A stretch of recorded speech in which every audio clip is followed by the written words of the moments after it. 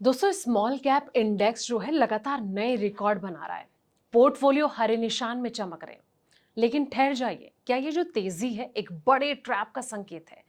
8 साल में पहली बार मार्केट में एक ऐसा दुर्लभ और खतरनाक पैटर्न बना है जिसने जो बड़े बड़े मार्केट दिग्गज हैं उनकी नींद तक उड़ा दी है।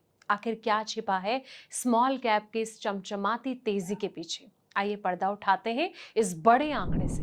नमस्कार, मैं हूं आपके साथ संध्या अभिष्ट और आप देख रहे हैं द इकोनॉमिक टाइम्स हिंदी। भारतीय शेयर मार्केट में स्मॉल कैप इंडेक्स लगातार नई ऊंचाइयों को छू रहा है। बाहर से देखने पर यह रैली बेहद ज्यादा अट्रैक्टेड लगती है, लेकिन इसके जो भीतर है एक गंभीर चेतावनी छिपी है।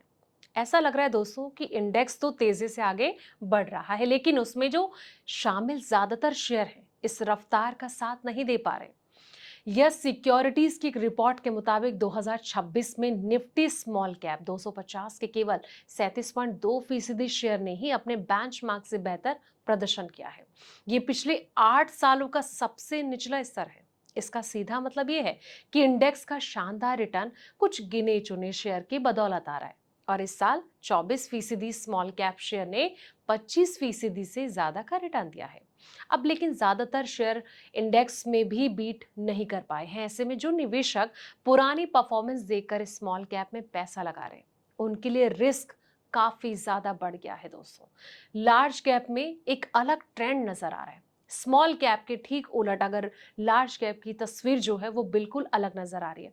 निफ्टी 100 के करीब 65% शेयर अपने बेंचमार्क से बेहतर प्रदर्शन कर रहे हैं। और ये जो आंकड़ा है 2025 के 46.5% से काफी ऊपर है और पिछले 8 साल में सबसे ज्यादा है। दिलचस्प बात तो यह है कि निफ्टी 100 का प्रदर्शन भले ही व्यापक मार्केट में कमजोर रहा हो, लेकिन इसके ज्यादातर शेयर अच्छा कर रहे हैं। और इससे पता चलता है कि लार्ज कैप की कमजोरी सिर्फ कुछ गिने चुने शेयर तक सीमित नहीं है, बल्कि एनएसआई 500 में भी मार्केट की जो भागीदारी है बेहतर हुई है।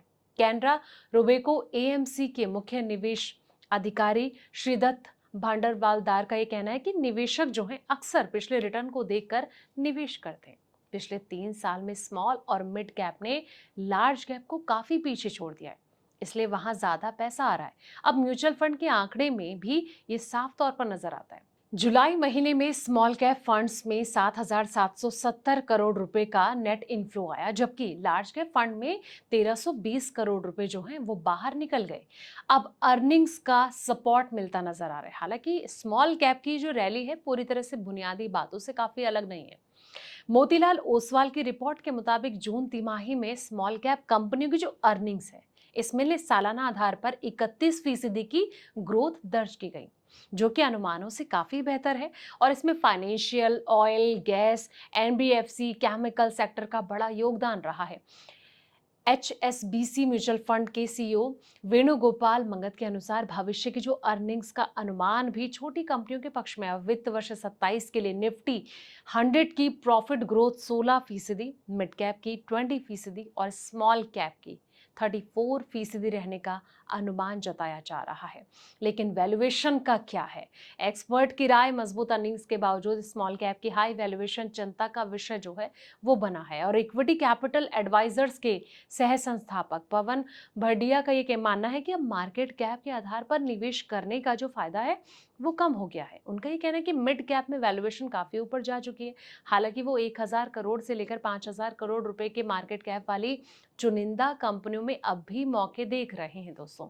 लेकिन जिस तरीके से कोटक लाइफ इंश्योरेंस के हेड ऑफ इक्विटी हेमंत कानवाल का ये कहना है कि लार्ज कैप में खास तौर पर बैंक ऑफ आईटी सेक्टर की बात करें, बैंक की बात करें, वैल्यूएशन काफी ज्यादा कंफर्ट है। और कुल मिलाकर स्मॉल कैप की रैली पूरी तरह से कोई ट्रैप नहीं है, क्योंकि अर्निंग्स की ग्रोथ मजबूत बनी हुई है। लेकिन 8 साल के निचले स्तर की भागीदारी और प्रीमियम वैल्यूएशन को देखते हुए बिना सोचे समझे निवेश करना अब एक बड़ा रिस्क आपके लिए साबित हो सकता है दोस्तों। इसलिए सोच समझ कर ही आप निवेश करें।